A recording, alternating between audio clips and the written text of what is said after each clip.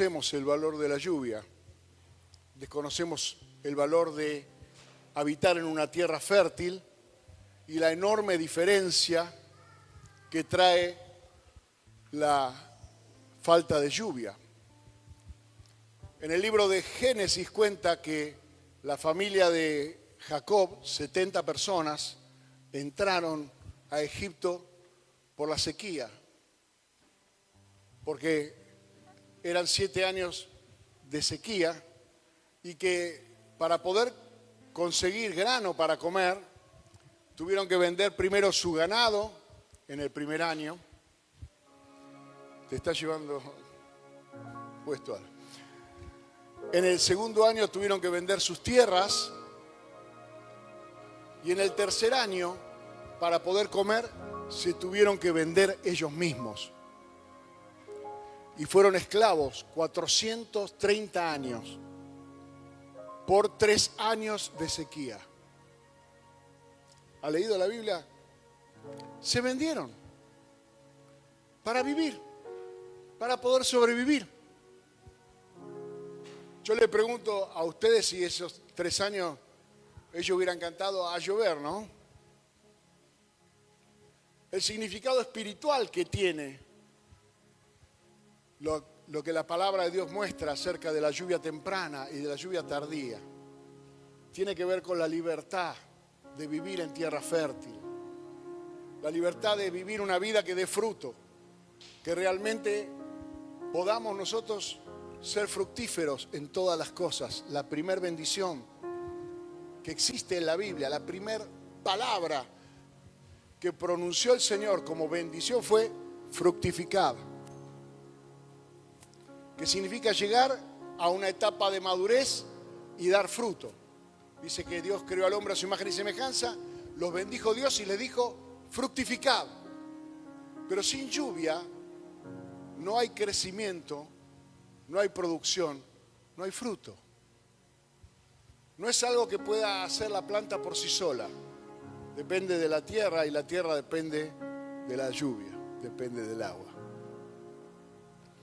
Entonces cuando nosotros oramos y cuando clamamos al Señor que envíe su lluvia, en realidad lo que estamos expresando es nuestro deseo de no marchitarnos, de no vivir una vida marchita, sin fruto, que se seca en una temporada, de no tener que vendernos por no tener provisión. Y la Biblia es un libro de procesos. Hay 3 grandes procesos que relata la Biblia, la palabra de Dios.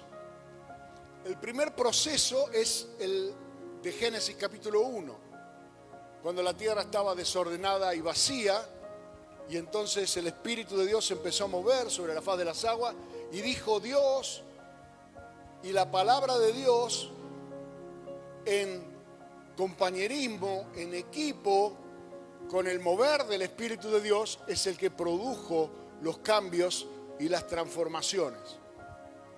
Y el cambio fue primero luz, luego orden, luego fruto, porque lo primero que hizo Dios fue, sea la luz. O sea que todo ese desorden y vacío, que sea evidente. Dios no saca la luz a las cosas para avergonzar. Él pone luz para trabajar, para que se vea qué es lo que hay que corregir.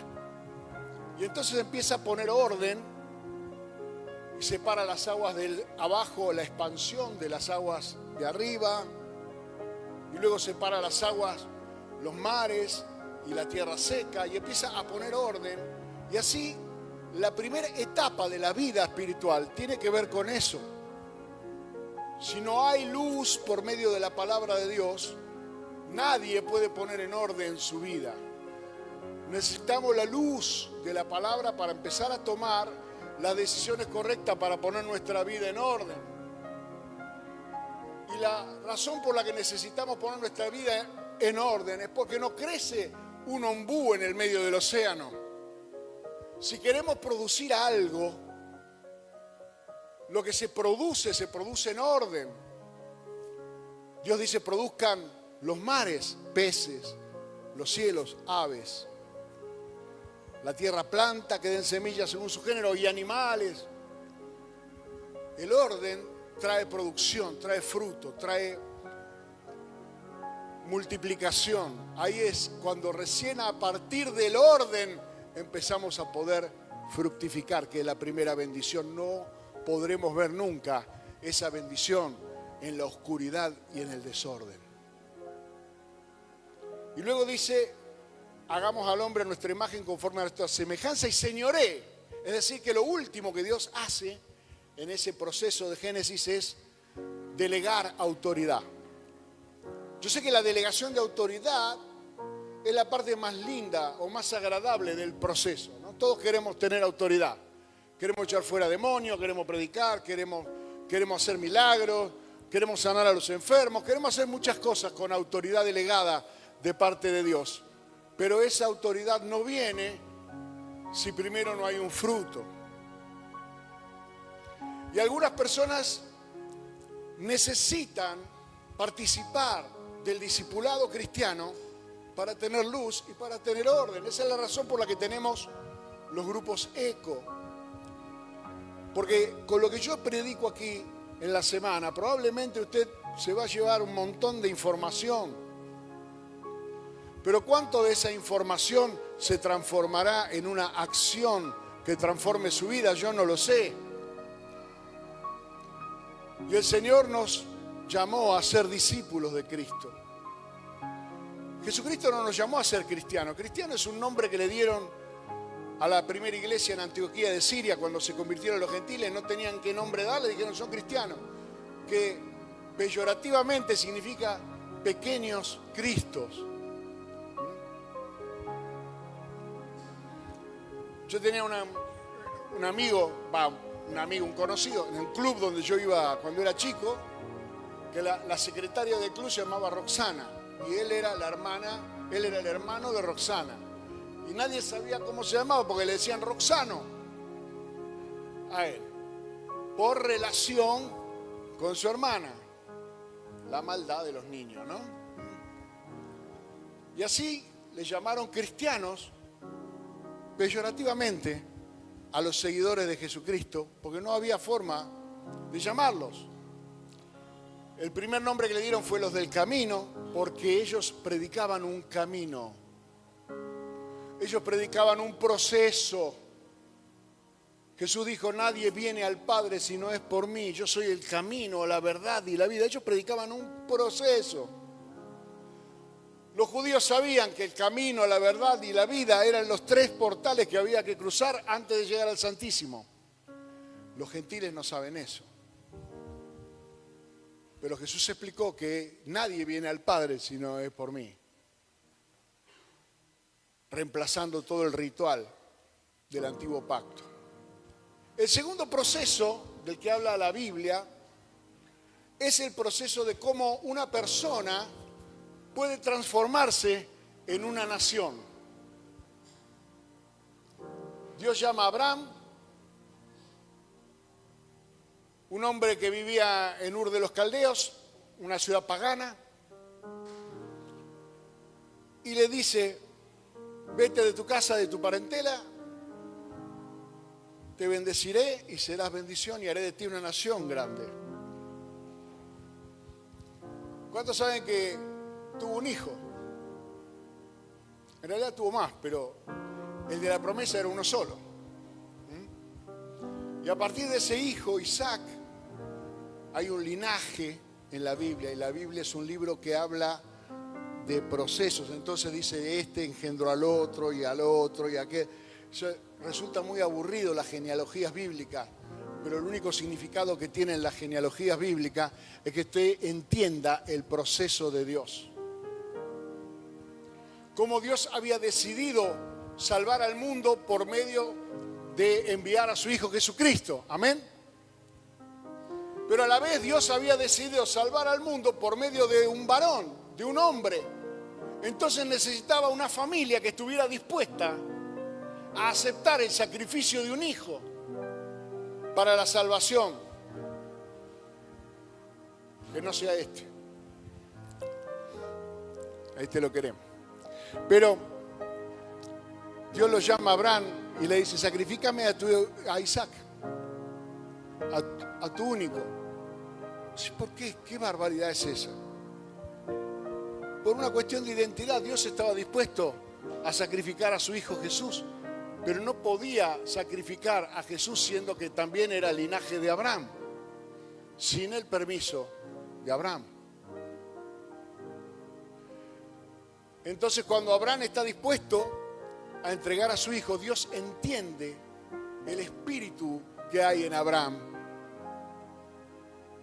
y toma derecho legal para que Cristo muera por nosotros en la cruz.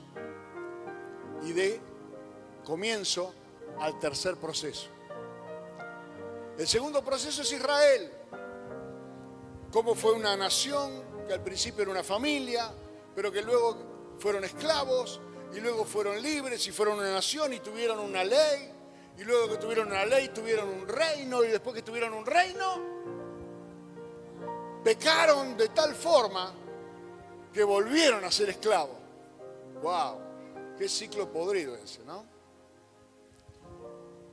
Llegar al reino, llegar a la gloria primera. La Biblia le llama al tiempo de Salomón la gloria primera. Y a partir de la muerte de Salomón y el reinado de su hijo que no siguió el consejo de su abuelo David, sino el consejo de los otros pibes que se criaron con él, así cuenta la Biblia, no pidió consejo de los ancianos, sino que pidió consejo de los jóvenes que se criaron con él, los chicos malcriados del palacio, y aumentó los impuestos, hizo todas las cosas que tenía ganas de hacer, y dividió el reino, porque donde hay pecado hay división. No hay separación ni división donde el Espíritu de Dios está. El Espíritu de Dios, como fue explicado en el día de ayer, que no lo expliqué yo, sino lo explicó Cecilia, trae la unidad, trae la comunión, trae el respeto, trae la interacción. Pero cuando entra Satanás, cuando entra la mentira, cuando entra el engaño, cuando entra el orgullo, cuando entra los dardos de fuego del diablo y no son parados por la fe y le damos lugar, entonces yo empiezo a mirar la paja en el ojo ajeno, empiezo a ver, este hermano no me gustó, esto, el otro, aquello, lo de más allá, no me miró, no me saludó, no me gusta, el culto es largo, el culto es corto, la silla es dura, las canciones son horribles, todo mal. Parece que la gloria le hicieron y se fue, ¿no? Y veo todo mal. En realidad, un día después de ver todo mal por un tiempo, me retiro. Yo le enseñé a los discípulos que lo último que se va de la iglesia es el cuerpo. Porque hay personas que durante un largo tiempo vienen vacíos, mandan el cuerpo solamente a la iglesia, porque su corazón no está con nosotros, ni su espíritu está con nosotros, ni su mente está con nosotros, sino que simplemente mandan el cuerpo para cumplir. Y entonces un día dice, bueno, lo único que falta es que no deje de ir. Nadie va a notar que yo no estoy. Lo cual es imposible que no ocurra. Siempre cuando una persona se va de la iglesia, para nosotros es un dolor. Es un miembro, es alguien que es carne de nuestra carne, hueso de nuestro hueso. Y hasta, por chiquitito que sea, ¿han reparado alguna vez en que una caries es una cosa tan chiquitita, ¿no? Una caries. Y genera tanto malestar y tanto dolor. Una ampolla en el pie, una uña encarnada, un padrastro. Cosas tan pequeñas, pero son tan molestas, tan dolorosas. Y a ninguno le gusta perder, porque juntamente con eso, sin querer, está interrumpiendo, atentando, confabulando, boicoteando el proceso del cuerpo, que es el tercer proceso. Cristo Jesús vino a entregar su cuerpo en sacrificio vivo para que nosotros hoy seamos carne de su carne y hueso de su hueso. Somos el cuerpo de Cristo, miembros los unos de los otros. Y cuando amamos a Jesucristo, no podemos decidir. Imagínense que usted se ponga de novio con alguien que le diga, amo tu dedo meñique, ¿no? Y el resto del cuerpo lo odio. Amo tu oreja, ¿no? Mándame la oreja, nada más. El resto, Cristo es la cabeza y la iglesia es el cuerpo. O usted ama a Cristo, cabeza y cuerpo, o vaya a saber qué clase de perversión es amar una cabeza sin cuerpo.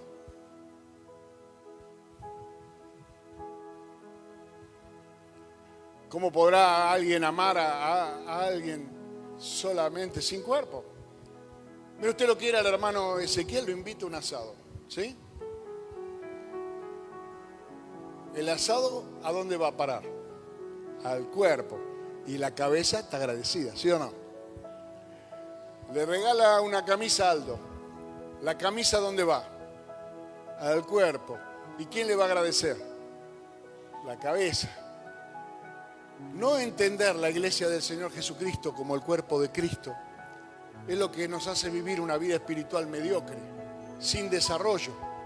Porque en el proceso, en el último proceso, la Biblia dice en Efesios capítulo 4 que el cuerpo de Cristo se forma mediante la unión de las coyunturas que se ayudan mutuamente. Es decir, que si yo no tengo coyuntura, si yo no tengo con qué articular, pues entonces no puedo desarrollar. Imagínese usted si a mí me cortaran el brazo aquí y yo quiero fortalecer el bíceps. Es muy difícil, porque necesito del antebrazo y de la mano para agarrar la pesa. Necesito el cuerpo, necesito que, salvo, y una hermana se ofendió una vez por eso, que usted sea un miembro ortopédico de la iglesia. Un ojo de vidrio, una dentadura postiza, eso se lo puede sacar. Pero no, tenemos vida, tenemos interacción. Fuera del cuerpo no tenemos vida. Hermano, no estoy hablando de una cosa religiosa. Estoy hablando de algo que es sentido común. Y cuando la iglesia del Señor progresa, cada uno de nosotros que somos miembros, progresamos junto con la iglesia. Y cuando un miembro de la iglesia triunfa, pues el triunfo es de todos nosotros. Cuando alguien está feliz, pues todos nosotros estamos felices. Y cuando a alguien le duele algo o está en problema, pues todos nosotros estamos para resolver ese problema. Esa concepción no está presente en la vida de muchas personas. Y yo quiero hablarle para el año 2025, lo que Dios me puso en mi corazón, acerca de lo que es un proceso de restauración. Esta es la palabra que yo recibí en mi corazón para el año 2025. Es un año de rescatar, es un año de restaurar, es un año de arreglar, es un año de componer, es un año de restituir, es un año donde cosas que se habían perdido volverán, lo que el diablo se robó, Dios nos lo va a devolver, donde lo que se rompió se va a arreglar, donde lo que se enfermó se va a sanar, donde todo lo que fue responsabilidad nuestra, porque ¿a quién le vamos a echar la culpa de la macana que hacemos nosotros? Cuando alguien me pregunta a mí, digo, yo tengo mucho defecto. De algunos soy consciente, de otros ni siquiera soy consciente. Soy consciente de una sola cosa, no tengo mala intención. Hay personas perfectas, pero malintencionadas, que tienen virtudes, que tienen talento, que tienen capacidades, que claro, comparadas conmigo, son mucho mejores que yo en muchísimas áreas. Pero sus intenciones no son honestas, no son transparentes. no están a favor de la restauración, de la edificación, de la sanidad, de la unidad, de, como dice el apóstol Pablo, de todo lo bueno, lo amable, lo que es de buen nombre, lo que tiene virtud alguna. Eso es lo que, en esas cosas debemos pensar. Están pensando en cómo criticar, en cómo señalar, en cómo discriminar, en cómo juzgar, en cómo condenar. Todo eso proviene del corazón del acusador, que no puede hacer nada si no entra en complicidad con nuestra carne. ¿Cómo hará el diablo, el acusador de los hermanos, para acusar a los hermanos? Agarrará a un hermano y le dirá: decirle al pastor que me tiene podrido por tal cosa. Y así será.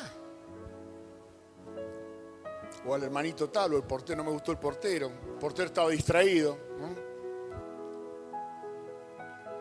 Porque eso viene del lado oscuro del espíritu, de la espiritualidad negativa que viene a hurtar, a matar y a destruir. Pero Jesucristo vino a restaurar, a deshacer las obras del diablo, a rescatar lo que se había perdido. Él dijo: los enfermos son los que necesitan médico. Él vino a ganar, a hacernos crecer. Y en la Biblia tenemos algunos momentos históricos y personajes a los que hacemos bien en prestarle atención cuando en ellos estuvo el Espíritu de Cristo. Es decir, no existe ninguno en la Biblia que podamos decir: era igual a Jesús. Pero sí son tipos y antitipos de Jesucristo en la forma en la que ellos se movieron en su momento. Y lo que el Espíritu de Dios me estuvo hablando a mí en este tiempo es que en este tiempo de restauración que viene, Dios va a usar hombres y mujeres como Nehemías y Esdras. Dos libros de la Biblia que se leen poco, pero que hay que leerlo y que hay que leerlos juntos. Que deben ser estudiados juntos, porque se trata de la restauración. Los dos libros hablan de la restauración. El profeta Jeremías, ¿alguno ha leído alguna vez Jeremías? Jeremías lo llaman el profeta llorón, porque hay un libro que se llama Lamentaciones, lo escribió Jeremías. Y Jeremías, ¿por qué sufría Jeremías? Porque él veía que el comportamiento de los judíos demostraba más abajo, donde nadie ve, que los principios y los valores que estaban en sus corazones estaban desviados de Dios. Nosotros vemos comportamiento. Hay personas que solamente viven en esa dimensión, en la del comportamiento. Entonces es un hermano fiel porque asiste a la reunión. Ese es un comportamiento. No marca más que una dimensión o un atributo de esa persona. Pero la verdadera vida es la vida del corazón, de la esencia, del espíritu, de qué material estamos hechos nosotros, que está formado por principios y valores a los que le rendimos culto. Es una cultura, es una ideología, podría llamar alguno. Y yo en el comportamiento puedo ver qué es lo que hay en el corazón de esa persona. Incluso si la persona es deshonesta y tiene un comportamiento para la tribuna, tiene un lado A y un lado B, o sea, habla de alguna manera, se comporta de alguna manera, pero después en su interior, en esencia, no está coordinado con el Espíritu de Dios. A la larga o a la corta el diablo dejará la cola afuera. Y usted verá que hay ciertas cosas, ciertos valores o principios que están infectados de lo negativo. Esa es la razón por la que Jesús dijo que Él vino a cambiar todo, no un parche. no venga a Cristo a buscar un parche. Cristo no es el doctor que usted le dice, me duele acá. Cristo viene a cambiar la vida, a transformarla. Pero le voy a decir algo que es mucho más profundo. Viene a gobernarla. Porque si usted no entiende que Cristo lo que quiere es gobernar su vida, no lo llame Señor. Porque Señor es eso.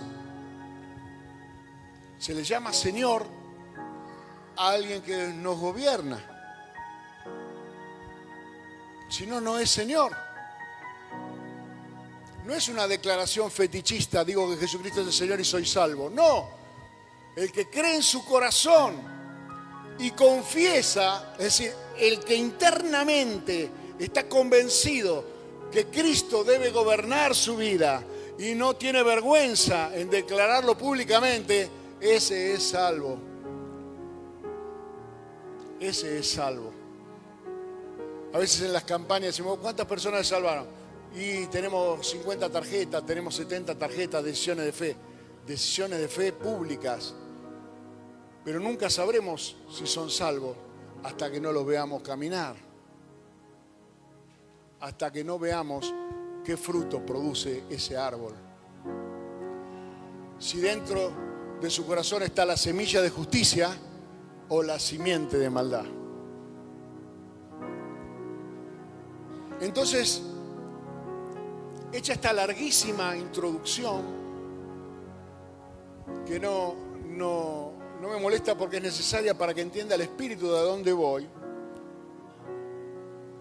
debemos entender que los procesos en la Biblia están para determinar un plan y cómo diferentes circunstancias ralentizan o aceleran el plan de Dios.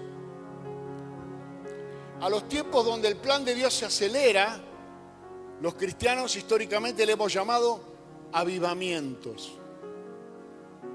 Son momentos donde la iglesia del Señor, donde el cuerpo de Cristo encuentra una comunión profunda con el Espíritu de Dios y acelera, es decir, quita las trabas, se rinde, deja de resistir la voluntad de Dios en su vida y el Espíritu Santo empieza a hacer las cosas para las cuales fue enviado, porque Él fue enviado a glorificar a Cristo y Cristo se glorifica en la salvación de las almas, en la sanidad de los enfermos, en la resurrección de los muertos, en la llenura del Espíritu Santo, en el crecimiento de la iglesia. Eso es avivamiento, pero el avivamiento no es un comportamiento, el avivamiento es lo que viene a continuación de un profundo arrepentimiento y cambio de corazón.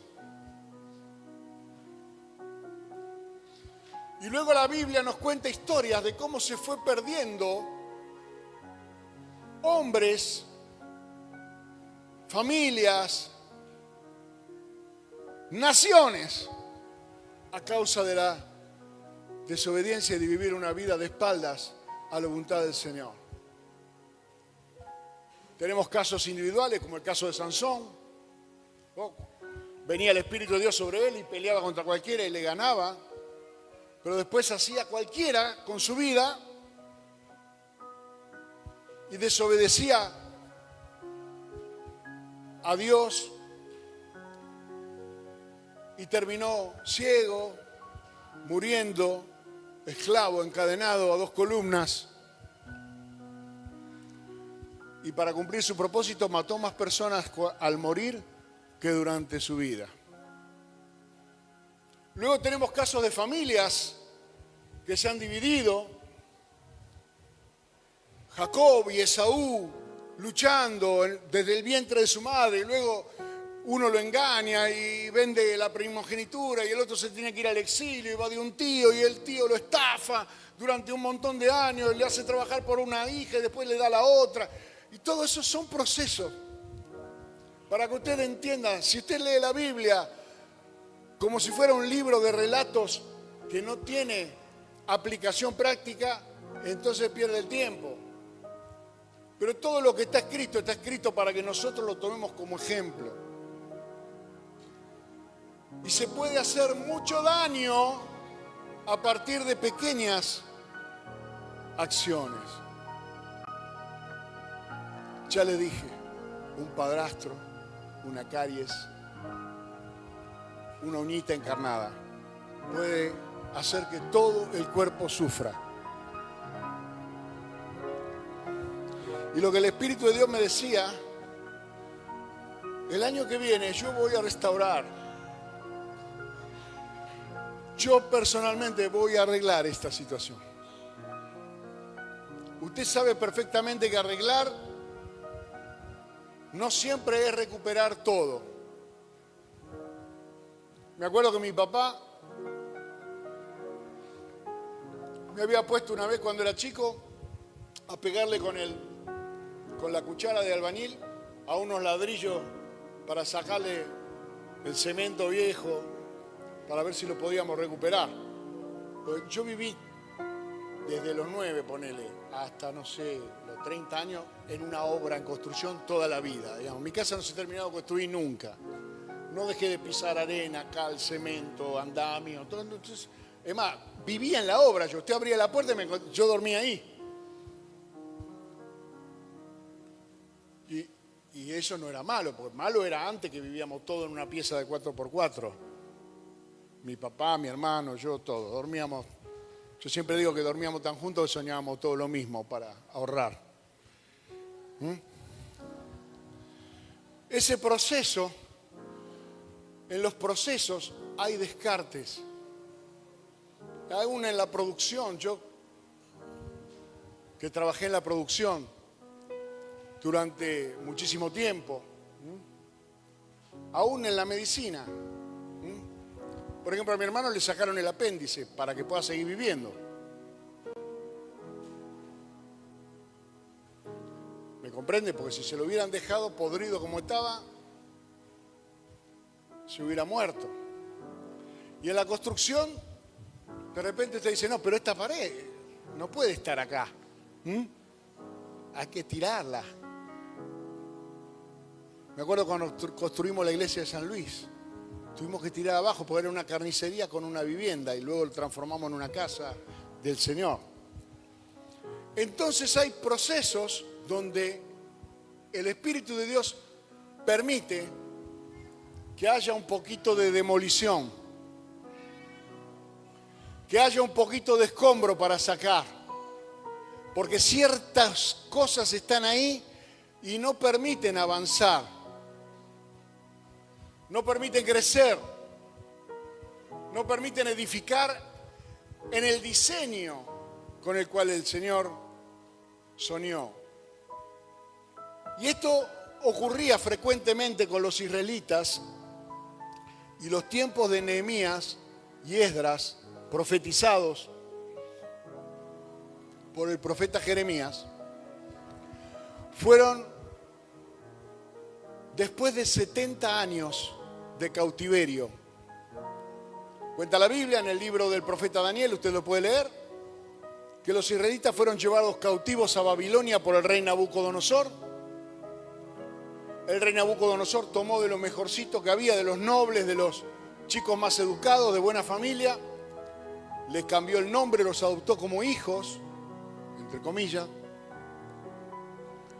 y los hizo educar en la cultura de los caldeos para que ellos fueran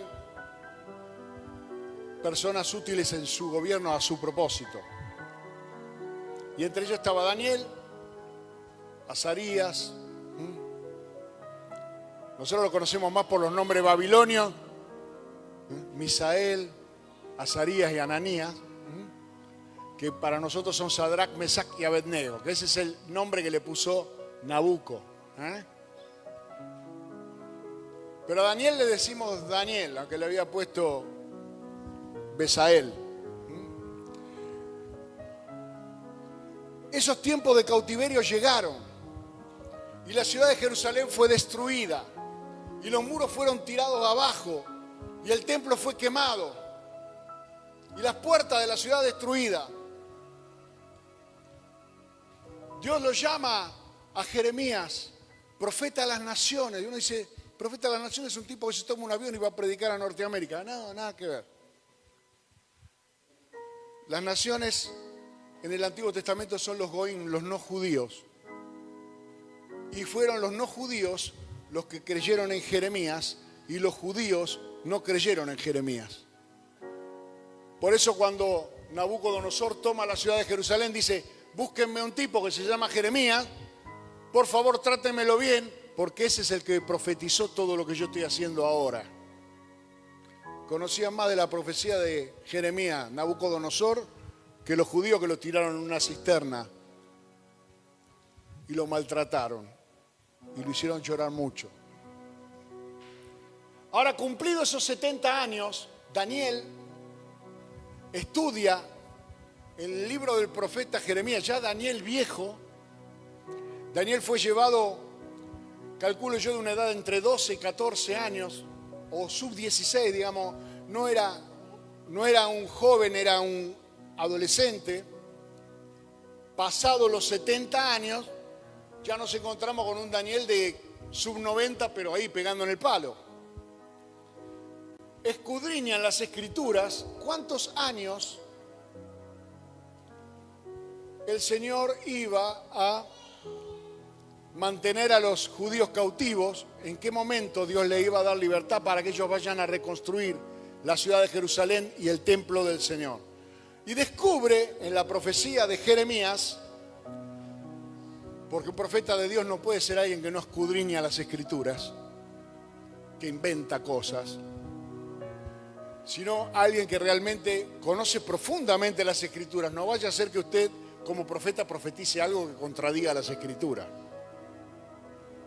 y sea profeta de Baal en vez de Dios.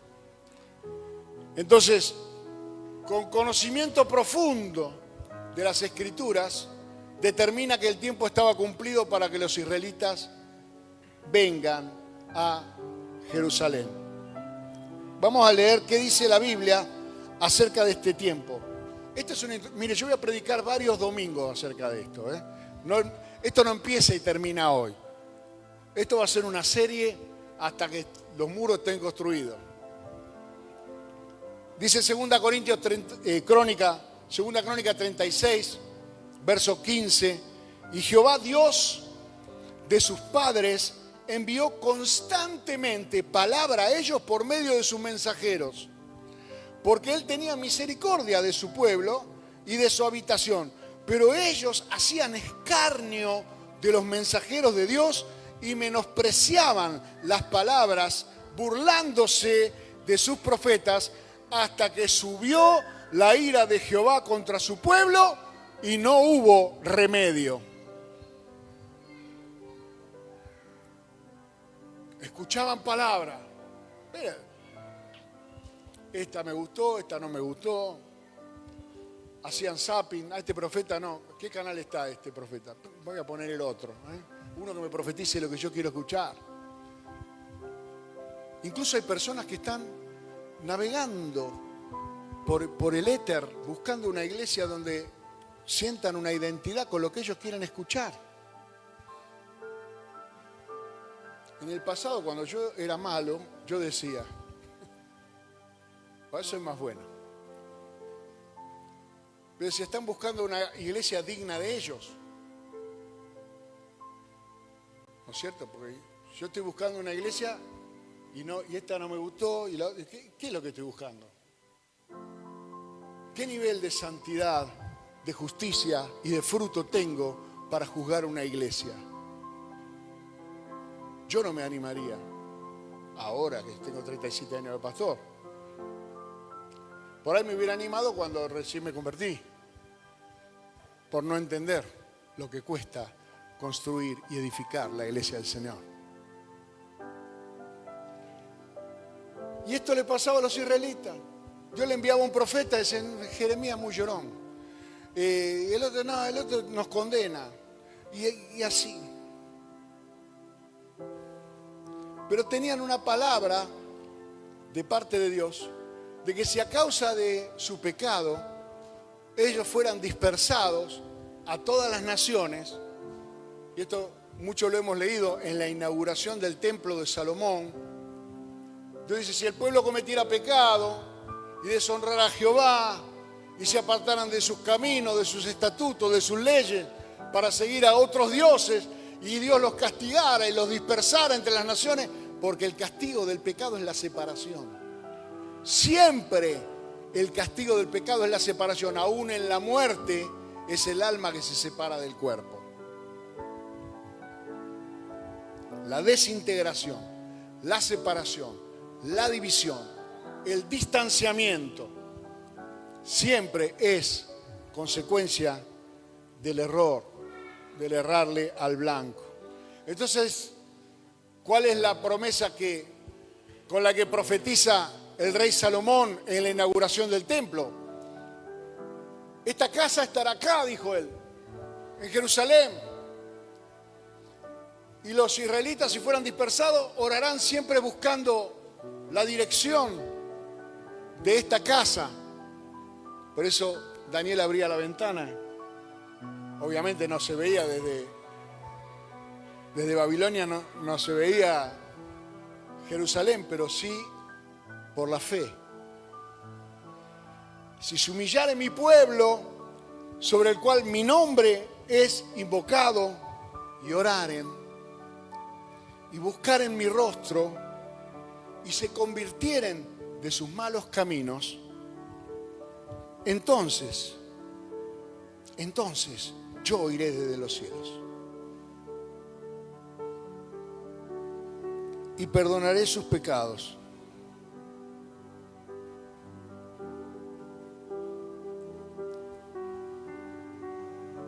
y sanaré su tierra.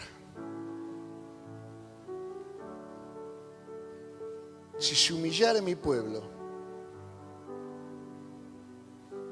sobre el cual mi nombre es invocado,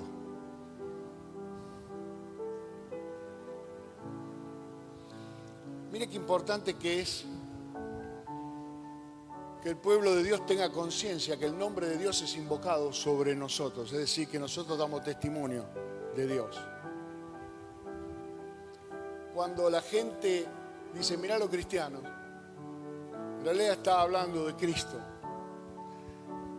Un día dijo Gandhi, tremendo hombre, ¿no? Que estudió, él era indio, pero él estudió en Inglaterra, en la Universidad de Oxford. Y dijo, cuando estaba en la universidad, consideré seriamente, leyendo la Biblia, consideré seriamente hacerme cristiano. Pero cuando conocí a los cristianos, desistí.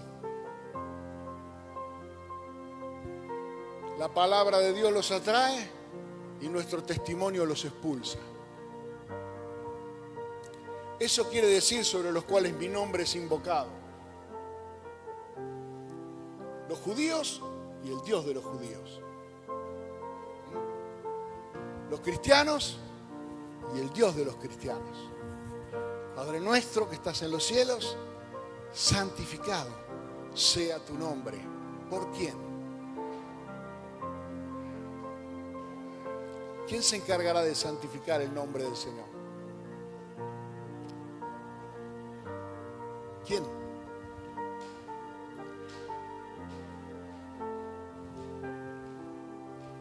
¿Quién? ¿No tiene usted carga?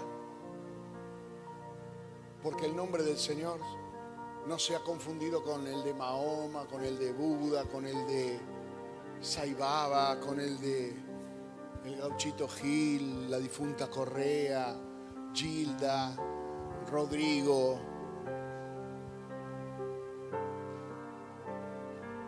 Porque la gente hace un ídolo de cualquier cosa. Dice, voy a agradecerle al Gauchito Gil que me sanó. Y el cristiano lo escucha y le dice, ya se va a convertir. ¿En qué? ¿En pájaro? ¿En pez? ¿En qué se va a convertir? En cristiano solo se le predica la palabra. Santificado sea tu nombre. El nombre de Dios es invocado sobre nosotros. Si el nombre de Dios no es invocado sobre una nación santa, sobre un linaje escogido y sobre un sacerdocio real, el nombre de Dios no puede ser santificado. ¿En qué dimensión el nombre de Dios debe ser santificado? En tu testimonio como hijo de Dios. Porque soy salvo, porque sirvo a un Dios santo. Porque soy libre, porque sirvo a un Dios santo. Porque Dios me bendice, porque Dios es su naturaleza bendecir. Dios es su naturaleza sanar. Es su naturaleza salvar. Es su naturaleza amar. Es su naturaleza perdonar. Es tan distinto. Es santo. No hay otro igual. No podemos meter el nombre del Señor a cualquier cosa. Cuando oramos en el nombre del Señor, los demonios se van. Tienen más respeto del nombre del Señor a veces que el que usa el nombre del Señor para echar los demonios. Si se humillara mi pueblo sobre el cual mi nombre es invocado, es decir, cualquiera que se llame pueblo de Dios. ¿Cuántos son pueblo de Dios aquí? Pues la sanidad de esta iglesia, la sanidad de esta ciudad, la sanidad de su familia y aún la sanidad de nuestro cuerpo depende de nuestra humildad.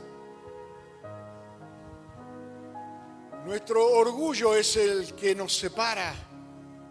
Nuestro orgullo es el que nos hace imagen y semejanza de Satanás, que fue orgulloso e intentó ser igual a Dios. Pero nosotros también muchas veces queremos ser igual a Dios. ¿Quiere que yo le diga cuándo? Cuando usted toma la palabra de Dios y usted la compara con una idea suya y elige la idea suya, usted no solamente se siente igual a Dios, se siente mejor que Dios.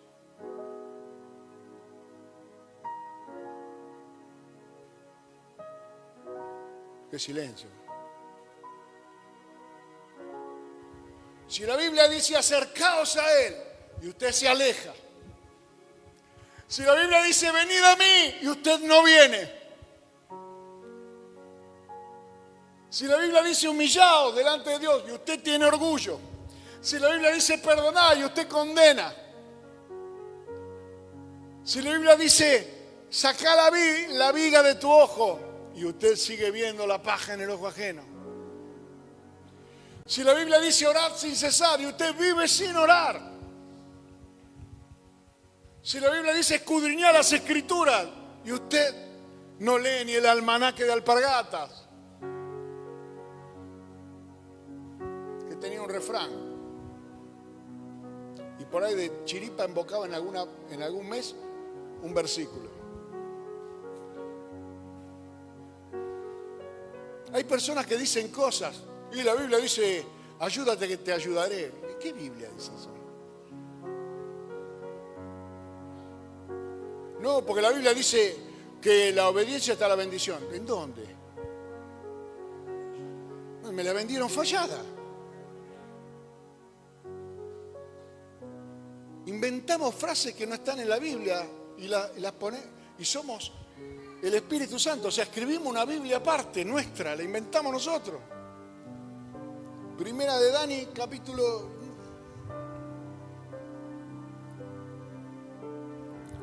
El proceso de restauración comienza el día que yo reconozco mi necesidad de Dios. Si se humillare mi pueblo, sobre el cual mi nombre es invocado. Pero a mí no me gusta estar humillado y triste. Bueno, seguí el proceso. La humildad te lleva a orar. La humildad te lleva a orar. Y la oración te lleva a buscar el rostro del Señor. ¿Cuánto entienden el significado de lo que es buscar el rostro? ¿Vieron lo que yo hago todas las reuniones cuando llego? ¿Qué hago cuando yo llego a la iglesia? Saludo uno por uno a todos. Yo no podría venir acá y saludar en general. ¿Cómo le doy un beso desde acá? Para que yo pueda darle un beso, yo tengo que buscar su rostro. tengo que tener un contacto personal. Tengo que poder acercarme lo suficiente. Porque Dios no es etéreo, Dios no es una cosa impersonal y abstracta. No oramos nosotros aquí los unos por los otros. ¿Por qué hacemos eso? Porque buscamos el rostro de nuestro compañero. Buscamos el contacto, la unidad, la bendición. Cuando yo estoy orando por él, fluye a través de mí la bendición y me bendice. Cuando yo busco el rostro del Señor me bendice. De hecho, la bendición es que Dios te bendiga, que Dios te guarde, que haga resplandecer su rostro sobre ti. Es decir, que el Señor te sonríe. ¿Intentó darle un beso a una persona enojada alguna vez? No importa. Usted va y le da un beso igual. Yo me crié, mi papá era un tipo cero demostrativo. Para darle un beso a mi papá, después de los 40 y pico de años pude darle un beso a mi papá. No recuerdo en toda mi niñez que mi papá me haya dicho que me quería, o que me haya dado un beso, o que haya querido hacer algo conmigo. Jugar. Por ahí usted me ve a mí que yo veo a los nenes jugando y yo me pongo a jugar. ¿Por qué hago eso? Porque yo no lo tuve. No lo recibí. De mis abuelos menos. Menos que menos. Y buscar el rostro es un acto de amor. Es un acto de interés. Y es un acto de respeto. Hace un tiempo me dijo un amigo acerca de una persona que los dos queríamos, ¿no? Le digo, yo lo quiero mucho a esa persona. Y él me dijo, yo también lo quiero un montón, pero no lo respeto nada. Le digo, ¿cómo es eso? Porque no tiene vergüenza.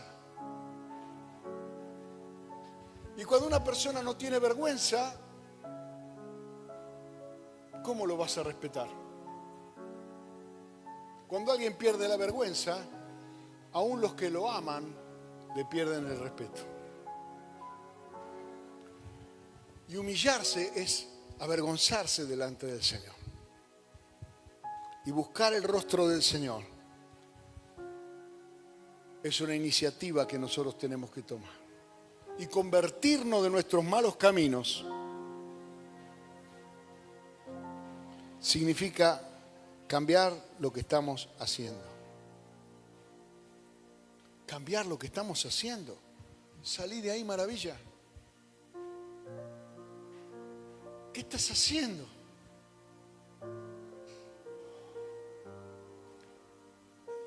Nosotros los pastores no juzgamos a las personas. Gloria a Dios que existen los pastores. Los pastores aman a la gente. Si yo me parara aquí en una unción profética de condenación, hermano, ni yo mismo me pongo un espejo acá y me mando al infierno solo. Pero los pastores estamos para sanar al que está quebrado, al que está herido, para orar.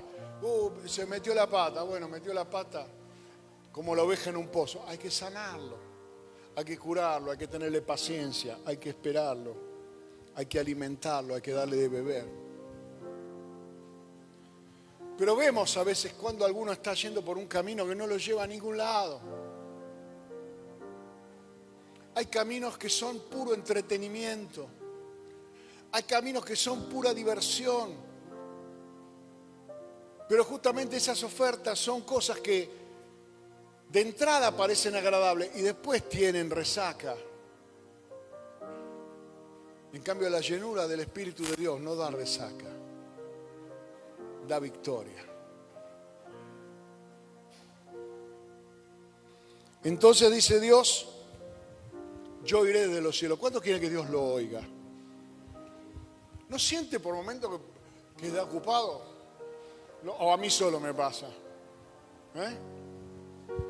Mira, hay momentos, hermano, que yo estoy orando y da ocupado. Y se larga el tiempo. Mire, este año no. Doy gloria al Señor, este año no. Pero el año pasado fue un año tan duro para mí.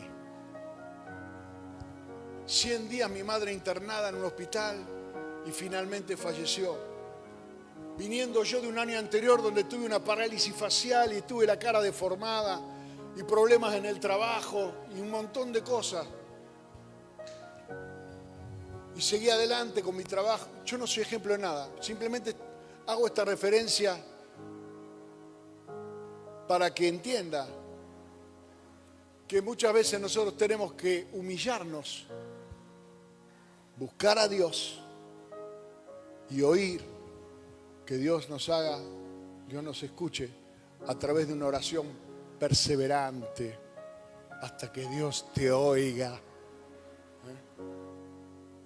Hay un salmo que me encanta que dice: Dios te oiga en el día del conflicto, Dios te mire desde el templo, Dios haga memoria de tus ofrendas. O sea, el salmista está diciendo que Dios no te tenga como alguien más, que Él haga memoria de tu conducta, de tu comportamiento, de las veces que te la jugaste por el Señor. ¿Te la jugaste alguna vez por el Señor?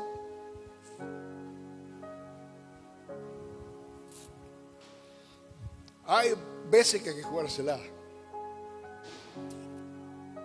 No le voy a pedir que usted haga cosas que yo he hecho, pero hay que jugársela.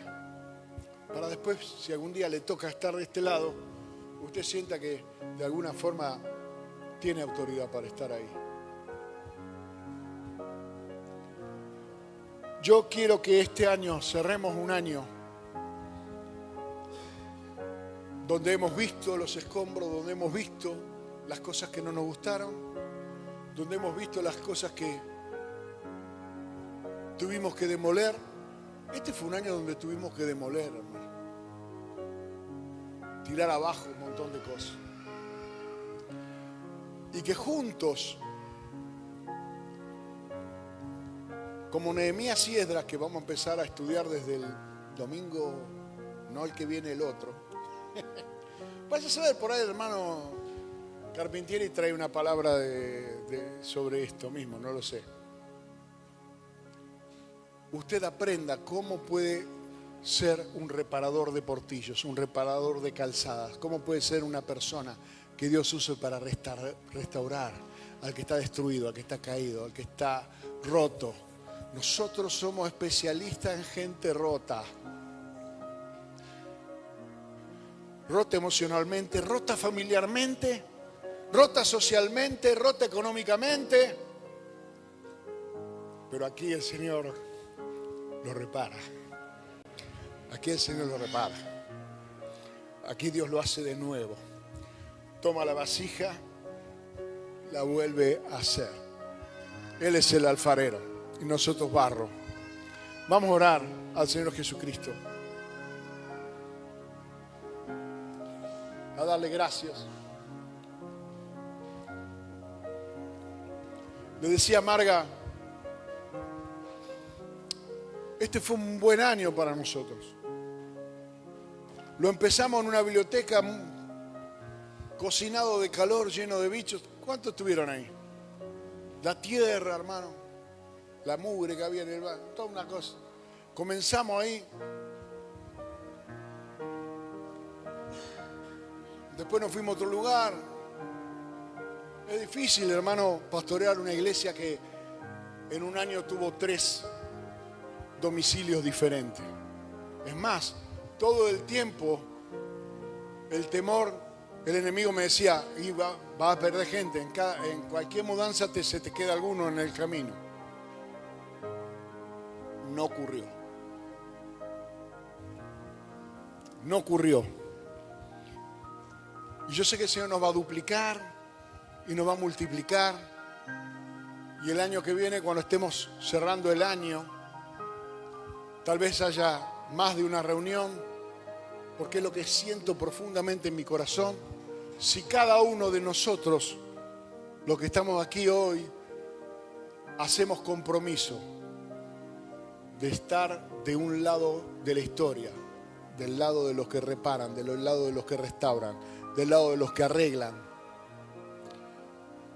Porque Dios te va a usar, te va a sorprender con poder, con don, con ministerio, con gracia. Hay jóvenes que van a venir a los pies de Cristo el año que viene. Hay niños, hay mujeres.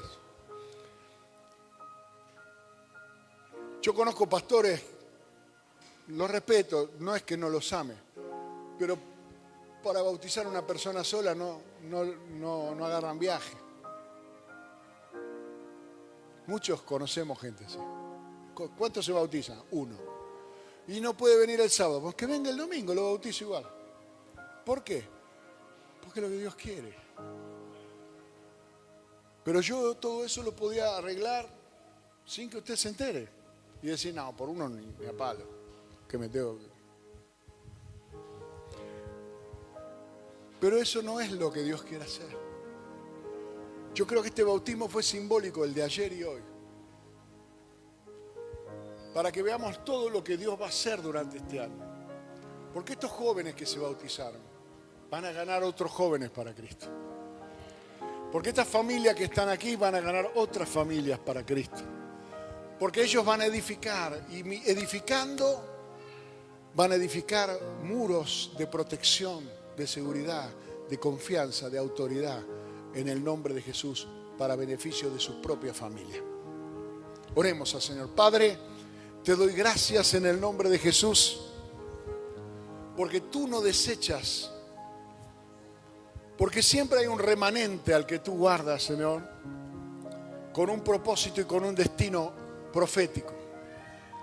Fuimos plantados en este lugar, en este tiempo, después de haber deambulado por otros lugares. Y hubo también personas que dijeron, bueno, este pastor al final de cuentas algo malo debe tener porque anda siempre girando de un lado para el otro y no se asienta en ningún lugar. Y otros dijeron otra clase de cosas. Y uno dice, ¿por qué? Porque cuando cabalgamos, los perros nos ladran, hermano. Eso lo dijo Cervantes, no lo dije yo. Y estamos avanzando en el nombre de Jesús. Estamos avanzando para la bendición de tu vida y para la bendición de tu casa y para la bendición de tu familia, para la bendición de esta iglesia y para la bendición de esta ciudad. Esta ciudad necesita tener un avivamiento. Esta ciudad necesita volver al corazón de Dios. Oh, de Basacalarama, Sheraramasa. Y aunque somos pocos hoy, no tenemos vergüenza de humillarnos delante de Dios y reconocer que necesitamos de Él para todas las cosas, para cada cosa. Y que terminamos este año con salud, y terminamos este año en familia, y terminamos este año con trabajo. Es solo porque la gloria de Dios ha estado con nosotros. Y si encaramos el año que viene con fe, confiando en el proveedor de todas las cosas, confiando en el único que puede bendecir tu vida, el único que puede cambiarte, transformarte, abrirte puertas que estaban cerradas, darte ese trabajo que buscabas, darte esa gracia y ese favor que necesitabas, sanar esa enfermedad tuya o de alguien al que estás amando y no estás viendo todavía el poder de Dios. Familiares que van a venir a los pies del Señor. Familias que se van a reconciliar y van a dejar de pelearse y van a dejar de tener discusiones y maltrato y violencia. Vicios que se van a dejar. Y el Espíritu Santo de Dios haciendo cada una de las cosas para la gloria de Jesucristo. Niños van a nacer y serán bendecidos.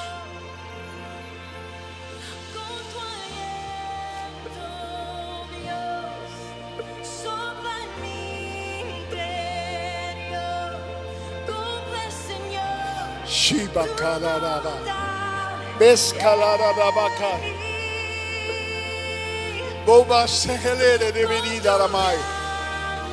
Si que me canta rida la ramai. Dice el Señor, Shoredini Caralina ramai. Aquí Shekema Katora mai. Yo soy el que hace nacer. Oh, que malada manda tira badamakaya siamai. Reba dandamai. Orilada maya. Oh, santo es el Señor. Gloria al nombre de Jesús. Vamos a ver tu gloria. Vamos a ver tu gloria. Vamos a buscar tu rostro. Vamos a orar. Vamos a dejar las malas costumbres, los malos caminos. Vamos a administrar el tiempo con sabiduría, con gracia, con unción, con autoridad. Vamos a dejar la ira, el enojo. Vamos a dejar el reclamo y a renunciar al derecho natural, confiando en que Dios es nuestro juez y hay recompensa. Shabakalaramai. Damos gloria al Señor y mientras oramos al Señor, si usted quiere venir para que oremos específicamente por tu vida, si realmente anhela que el año 2025 marque una profunda diferencia, estamos dispuestos a orar, porque si nos ponemos de acuerdo, entonces el Espíritu Santo de Dios lo hará.